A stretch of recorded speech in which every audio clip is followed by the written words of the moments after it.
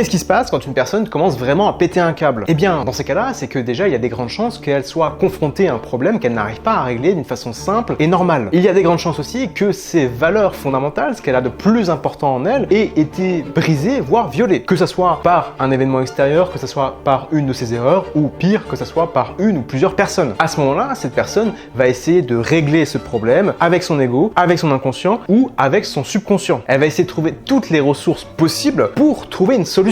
Mais si elle fait face à une impasse à cause d'une raison X ou Y, c'est à ce moment-là qu'elle va demander au côté sombre de son esprit une solution. Et c'est ce qu'on appelle le super-ego. L'illustration de l'utilisation du super-ego se voit dans différents films ou différentes séries très connues. Notamment, un personnage très connu qui l'utilise, c'est le Joker. On voit qu'avant de devenir le Joker, ce dernier est vraiment poussé au bout de ses retranchements. Et à un moment donné, ça va trop loin et il a besoin de prendre cette force obscure qui est en lui pour pouvoir tout détruire autour de lui et trouver une solution. Dans le cas du Joker, détruire la société pour pouvoir faire renaître de ses cendres quelque chose de nouveau. Dans une moindre mesure, on le voit aussi à travers le personnage de Saul Goodman ou Jimmy McGill dans les deux séries Breaking Bad mais aussi Better Call Saul. On voit vraiment petit à petit comment Jimmy McGill glisse tout doucement vers son super-ego qui le fait devenir Saul Goodman, c'est-à-dire une sorte d'avocat véreux qui n'hésite pas à prendre des raccourcis et qui n'hésite pas à faire n'importe quoi pour pouvoir gagner de l'argent et pouvoir gagner de la réputation. Si on reprend notre exemple de l'INFP, le super-ego de l'INFP sera l'ISTP. Et ce qui est très intéressant, c'est que ça sera la fonction démon dans l'inconscient de l'INFP qui sera la porte justement vers ce super-ego d'ISTP. Et on retrouvera justement chez l'ISTP